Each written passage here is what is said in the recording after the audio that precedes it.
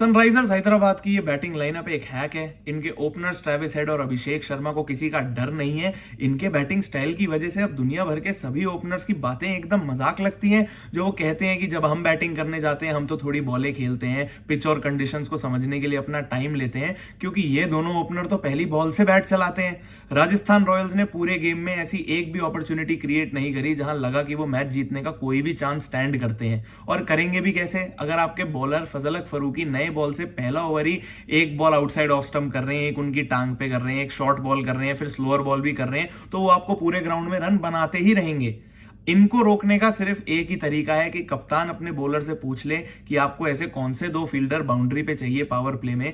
एक ही जगह बॉलिंग करते रहें, भले ही वो 4 से 5 चौके लगा भी दें, पर उस एक शॉट की उम्मीद रखें और उसको फोर्स कराएं कि बस वो शॉट आपके फील्डर की गोदी में जाकर गिर जाए। और तो कोई तरीका दिखता नहीं है, क्योंकि ये कारनामा अभिषेक शर्मा, ट्रेविस हेड और हैदराबाद की बैटिंग 2024 के पूरे आईपीएल में कर चुकी थी। फिर भी अब ये 2025 के सीजन के पहले मैच में राजस्थान के कप्तान, बॉलर्स, मैनेजमेंट के पास इनको रोकने का कोई भी प्लान नहीं था। अभी तो ये 70-80 रन पावर प्ले में कर रहे हैं, इनको रोकेंगे नहीं तो ये 120 भी करके दिखाएंगे, क्योंकि अगर ट्रेविस हेड या अभिषेक शर्मा में से किसी एक को आउट कर भी दोगे तो उसके बाद अब ईशान किशन बैटिंग करने आ रहे हैं, जो सेम तरीके से डिस्ट्रक्टिव बैटिंग कर रहे हैं। ईशान किशन को भी अपने लिए इससे अच्छी फ्रेंचाइज नहीं मिल सकती थी अब अगर इंडियन टीम में कमबैक करने का कोई भी इरादा है, क्योंकि यहां मुंबई इंडियंस जैसा वो डाउट नहीं होगा कि जब तक रोहित शर्मा खेल रहे हैं तो शायद ईशान किशन पे अटैक करने का पूरा लाइसेंस है। बाई चांस रोहित शर्मा उनसे पहले आउट हो गए तो शायद अब ईशान किशन को एंकर करना पड़ेगा। वो डाउट इस फ्रेंचाइज में बिल्कुल नहीं रहेगा, क्योंकि कप्तान ने और मैनेजमेंट ने उनको पहले ही क्लियर कर दिया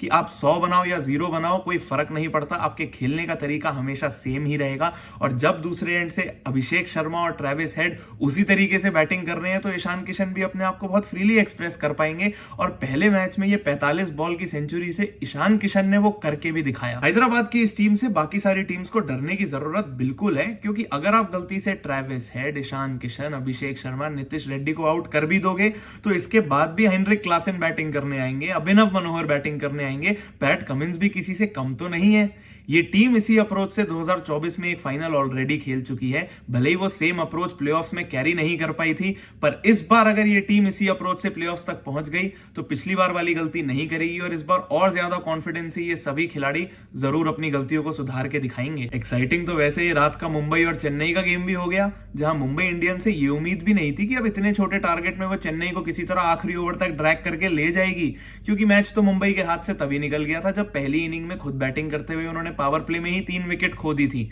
सबको यह बात पता थी कि अब चेन्नई में खेलते हुए अपने स्पिनर्स से सामने वाली टीम पर पंजा कसेगी, जहां रविचंद्रन अश्विन और जडेजा का डुओ साथ में आ गया, नूर अहमद को वो पिक करके लेकर आए। तो मुंबई के बैटर्स का काम था कि जब वो स्पिनर्स बॉलिंग करने आए तो ज्यादा से ज्यादा उनके बैटर्स उनको फेस कर पाए। पर अब अगर आपका टॉप ऑर्डर चेन्नई के फास्ट बॉलर खलील अहमद को ही 2 विकेट दे देगा तो आप अपने मिडिल और लोअर मिडिल ऑर्डर पे कितना ज्यादा प्रेशर डालोगे, जिसको एब्जॉर्ब करने का काम सूर्य कुमार यादव और तिलक वर्मा ने बाखूबी किया। पर कितनी ही देर तक लगे रहेंगे, जब 100 रन से पहले आपके 7 बैटर ऑलरेडी आउट हो चुके थे। तो चेन्नई ने तो पूरे गेम किसी भी सिचुएशन में पैनिक किया ही नहीं। पैनिक हमेशा मुंबई ने किया और पूरे मैच बस उससे निकलने की ही कोशिश करती रही। घबराने की बात मुंबई के लिए वैसे भी कुछ नहीं है, क्योंकि इस सीजन का ये पहला ही मैच था और वैसे कौन सा पिछले 13 सीजन में मुंबई ने कोई भी सीजन का पहला मैच जीता है, फिर भी टाइटल तो जीते ही है ना। पॉजिटिव निकालना हो तो जरूर इस बात को एक पॉजिटिव निकालें कि अगर चेन्नई को 90 बॉल में 90 रन चाहिए थे तो वो करने को 20 बॉल पहले भी मैच खत्म कर सकते थे, पर आपने चेन्नई को आखिरी ओवर तक ड्रैग किया इतने छोटे टारगेट में भी,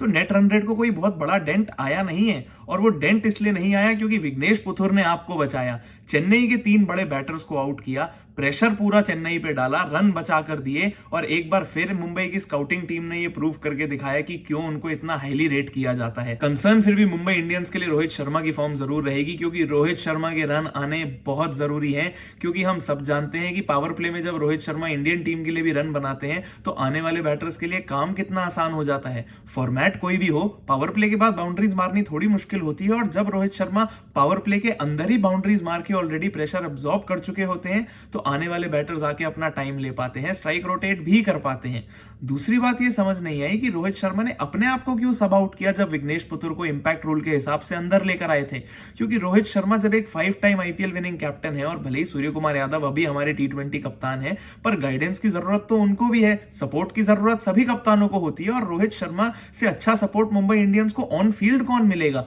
सामने वाली टीम पर भी उनकी प्रेजेंस से प्रेशर डलता है और अपनी टीम के खिलाड़ियों का भी स्पिरिट्स हाई रहता है। रोहित शर्मा को आने वाले मैचेस में डेफिनेटली फील्डिंग करनी चाहिए, भले ही हार्दिक पांड्या कप्तान क्यों ना हो, क्योंकि उनसे अच्छा सपोर्ट एक कप्तान के लिए और कौन ही होगा इस फॉर्मेट में। और ठीक है, समझ आता है मुंबई इंडियंस ने रायन रिकल्टन और विल जैक्स में बहुत हेवीली इन्वेस्ट किया, उनको टीम में लाने के बाद वो बहुत खुश भी थे। पर जब आप ऐसी स्लो पिचेस पर खेल रहे हो, चेन्नई की हो या लखनऊ की हो या इस बार टूर्नामेंट में जहां पर भी आपको स्लो पिचेस मिले, वहां पर अपने इन फॉरेन प्लेयर्स को ऐसी पिचेस पर इतना जल्दी एक्सपोज करने का मतलब क्या है? रायन रिकल्टन तो स्पिनर्स तक बचे ही नहीं थे, खलील अहमद पे ही बोल्ड हो गए थे। और विल जैक्स वो same inside out shot attempt करने गए थे जो सूर्य कुमार यादव ने रविचंद्रन अश्विन पे मारा था। पर यही फर्क होता है, जब एक इंडियन प्लेयर एक स्लो पिच पर खेलते खेलते बड़ा हुआ है तो उनके लिए वो शॉट ज्यादा आसान था। पर विल जैक्स वो सेम शॉट अटेम्प्ट करने गए बट सर्कल भी नहीं टपा पाए। अब ऐसी सिचुएशन में जब आपके पास नमन धीर जैसे बैटर हैं जो एक इंडियन है और ऐसी कंडीशंस में पहले खेल चुके हैं, नंबर 3 पर भी मुंबई इंडियंस के लिए वो पहले खेल चुके हैं, तो उनको प्रमोट करके उन्हें खिलाएं और बाकी सारे बैटर्स से भी थोड़ा प्रेशर कम कराएं। मैं बस अब एक्साइटेड हूं हार्दिक पांड्या की कप्तानी देखने के लिए कि वो किस माइंडसेट से इस टीम को लीड करने वाले हैं।